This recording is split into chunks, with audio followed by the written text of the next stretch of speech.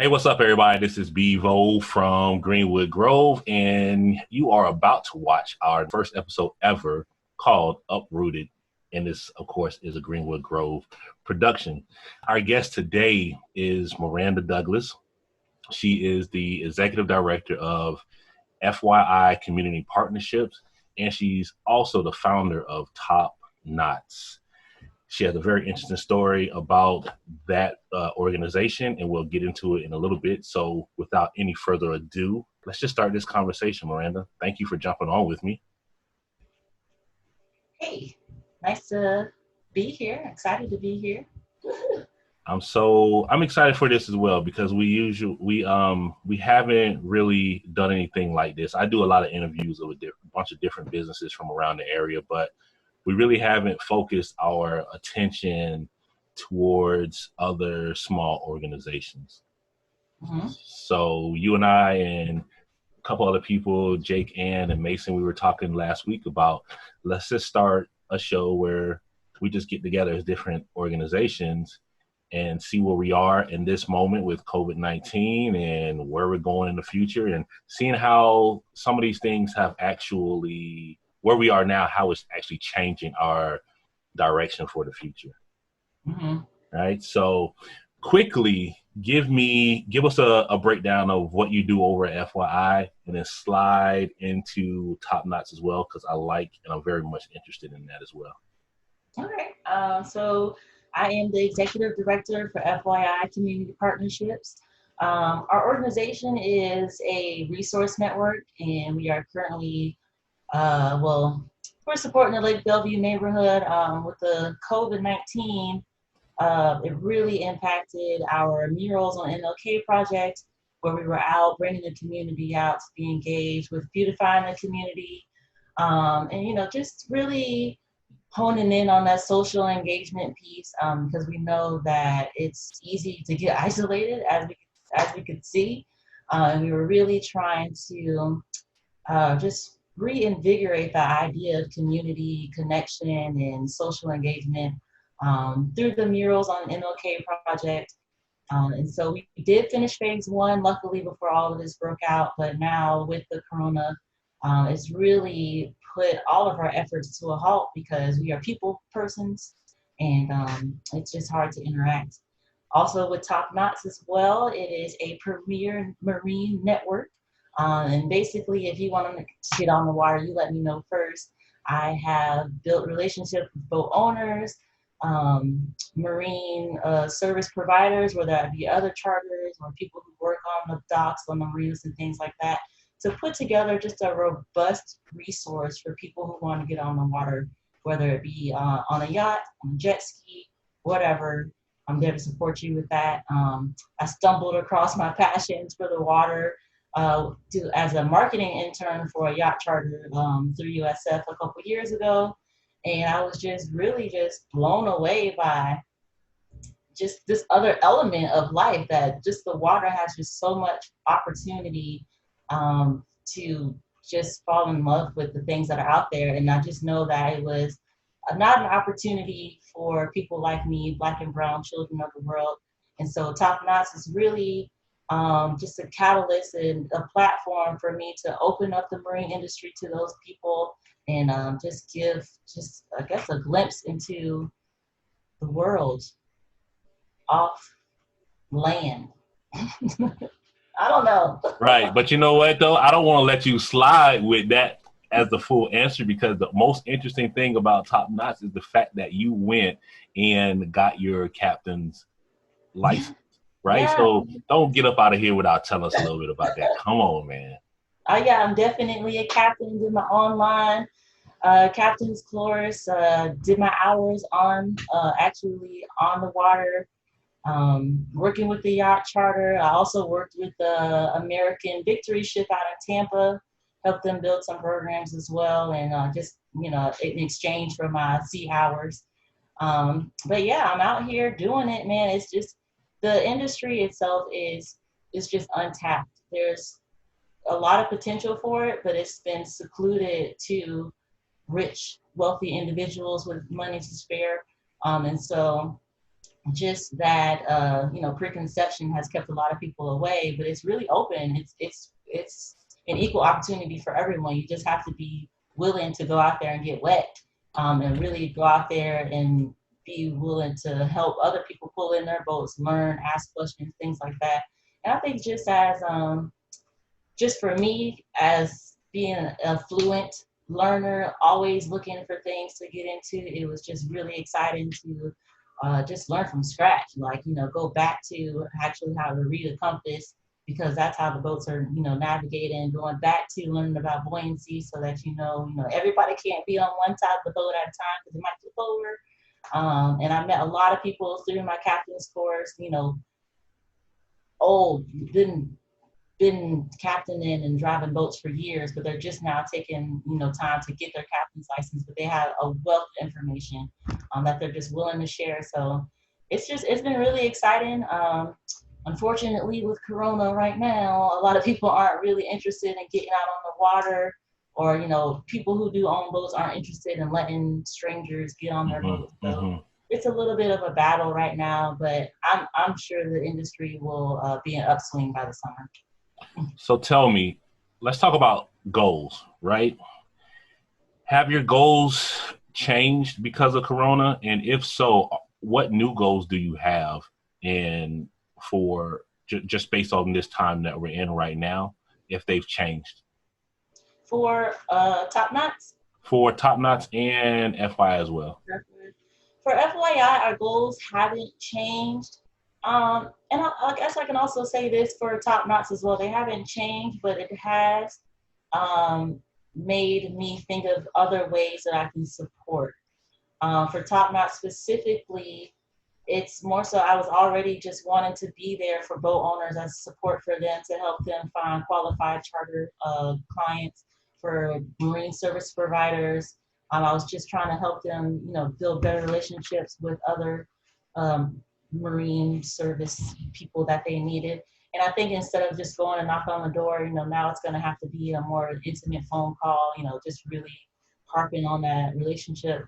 As far as with FYI, it's a little weird because the community did tell us that they were looking for some more social engagement opportunities for some other ways that they can, take on responsibility for their community and really be a leader rather than just someone waiting around for someone else to come do something good.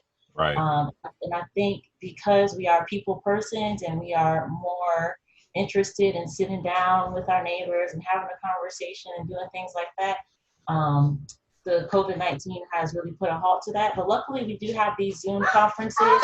I think that what's going to be the interesting thing is getting the older community up to speed with the technology resources that we have. But I don't know. It's just time to pivot, not change, but focus on your goals and how can we get there in a different way. And so with the mural project, what I've been thinking about doing is just basically doing like a live feed while the artist is painting, and then maybe putting together a time-lapse video for people who wanted to be a part of it, but can't surround the artist right now. So I think that'll just be the next best step. As far as helping with the design and things like that, that'll still be the same process. If you have any ideas or inspiration that you'd like to share, just reach out or send me your favorite drawing so that I can share that with the artist. But as far as, being able to go out and help paint, that's just the hardest part. Right. We're not going to be able to do that. Right. So all that in mind, it just kind of makes me think this is specifically a time for, especially for me in my thought process about innovation, right? And not innovation from the standpoint of we are going to create something that the world has never seen before, because as humans, that's highly unlikely, right? Right. We've been around long enough for brand new things to come around, very few and far between. So, but Right. Innovation from a standpoint of you have to change, you have to pivot, you have to think differently about what you're doing now towards the goals that may be the same or may have changed after COVID-19, right? So what are some of the ways that you're innovating or AKA working towards the goals that you have in this time where we can't be connected to each other in a physical way? So one of my favorite features about Top Knots is our VR campaign. What I've been working on is getting some action shots and videos of the boats that we have in our fleet, and making a virtual reality video so that we can share that with the clients. And that kind of bridges the experience, because a lot of clients want to see the boat, they want to be on the boat, they want to feel it, but obviously that's just not safe right now.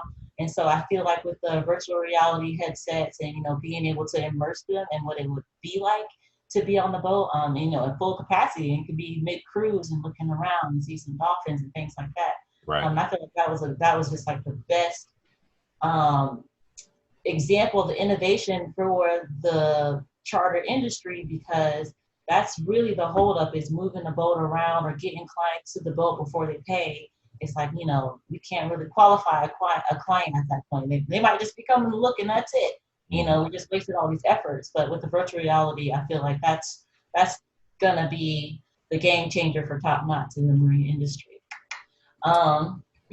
As far as with the mural project, the city of Clearwater is working on a augmented reality mural in downtown, where you can literally hold your phone up to the mural and it'll have some interactive pieces. And I think that's going to be really, really cool, because it's only one phase of being able to go and look at a piece of art, look at a mural. Level 2 would be knowing who the artist is. But I think like level 5 is this augmented reality piece where you're actually interacting with the art and really, getting maybe a little bit of the history behind what inspired the artist to do this, or where they came from, or where the color palette came from, things like that. I feel like that's really interesting to see as well. And I think that piece will be done by the end of May. So I'm looking forward to seeing that as well. That's so awesome.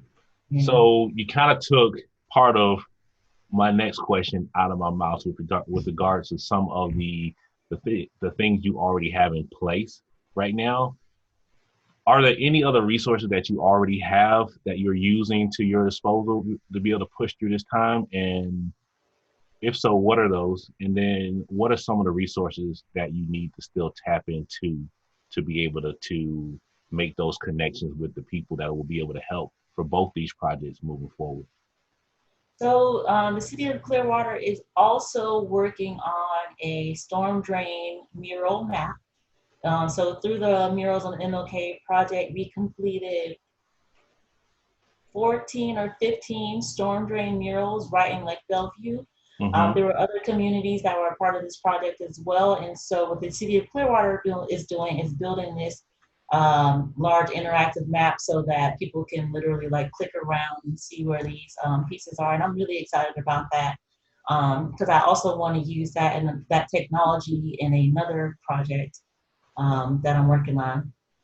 But I think to answer your question, the resources that I have in play are really coming from the city of Clearwater, which I think is important that communities or anyone really doing any work is that you establish those key relationships with stakeholders and resource leaders in your community, which would be the city of Clearwater for us, and using the resources that they've already captured to help you move forward with the things that you're doing. Because like you said as well, there's nothing new under the sun.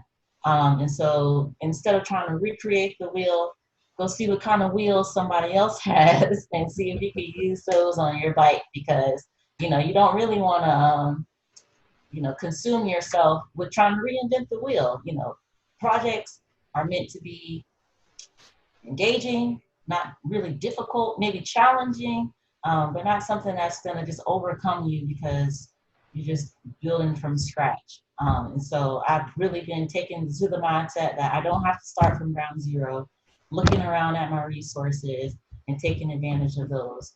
For things that I don't have, which would mostly be funding for everyone at this point, I'm just really taking a step back to evaluate what really needs to be paid for right now and what really needs to be paid for with cash or like a line of credit. In-kind gifts are really important, and that's going to come from just developing relationships with other businesses in the community or other neighbors and stakeholders in the community, because in our neighborhood especially, there are a lot of seniors. There's a good senior population, so they've retired, they've been around for a while, they're looking for things to do, places to put their time, places to put their money as well. And so instead of reaching out to those large corporations, or in addition to reaching out to those large corporations and other businesses, ask your neighbors what they can do to support you as well. And I think that's going to be really key for FII. That's fantastic. And I'm really excited about all of the things that you have going on. Because when I first met you, a lot of it, some things were in place, some things weren't in place, some things were kind of like, where are they going? And then watching you now, we're almost into this. Well, I think I've known you a year now. Yeah, it's been a year. Right? So within that year, watching how you've closed the gaps to your own thinking and just become more comfortable with leaning into these spaces and being in the spaces and seeing how this is where you love to be, at least from my standpoint anyway. So a big what's up for you on that one, because you've done a lot of work. I do love community work. I was basically brought up in the YMCA, so it's part of my character, it's part of my nature to be looking for ways to give back to the community, no matter what it is. I'm always looking and thinking about, how can I share this with my community? How can I engage my community with this? And so, yeah, I've been thugging it for a year, really just reaching out, building those relationships, finding those resources, and listening to the streets, really honing in on what's important and helping them verbalize what's important, and then being an advocate to find those resources because you said what's important to you. That's awesome. And you know how much of a fan I am of communication and relationships. Those are my two biggest, my favorite things in the world to pay attention to and to actually respond to, regards to any business, any organization, any thought generation, as far as how to take us from where we are now into the future. So I'm glad that someone else is in that fight as well. So last question before we get out of here. What is the coolest thing you've learned this week so far? This week? The coolest thing that I've learned this week.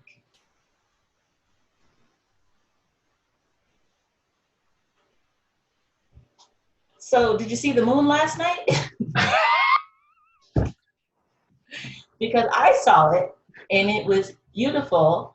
And, I'm really into the astrology. I love looking at the moon, all that good stuff. But I don't have a telescope. So I was like, man, I really want to get like just a little bit better of a view. So I have these binoculars, these bird binoculars, and I felt like it did me justice. Got a little bit better of a view.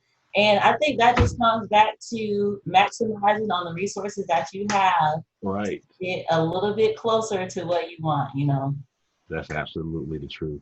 And I couldn't have ended it better than that just there. Maranda, thank you so much for hopping on with us. I know this is super short notice, being that we only just came up with this idea last week. Thank you for taking the time to jump on and to discuss a little bit about your businesses, your organizations that you're working for and working in. And hopefully some of these things will just be kind of guiding lights for other people who are thinking about starting an organization in this time, or have started organizations in this time, and they're just trying to figure out where to go next, versus being stuck in that hole in the doom and gloom of everything that's happening before our eyes, looking a little bit into the future and being able to decide where are we going next with this thing. So thank you for taking that time with me. Of course. Thank you for reaching out to me. Always here. never lose hope, everybody. You know, the world is happening. The world is happening. The world is happening. That's absolutely true. Everybody, thank you for tuning into this episode, our first episode of Uprooted, famously UpRooted. named by Maranda Douglas today, as we were coming up with a name. This is a Greenwood Grove production, and look out next week for our second interview, which will probably be with, or most likely be with, Shant Simmons and her organization, A Mother's Arms. Thank you again for tuning in. We'll check y'all out later. We'll check y'all out. Chuck you. We'll chuck you. Appreciate it.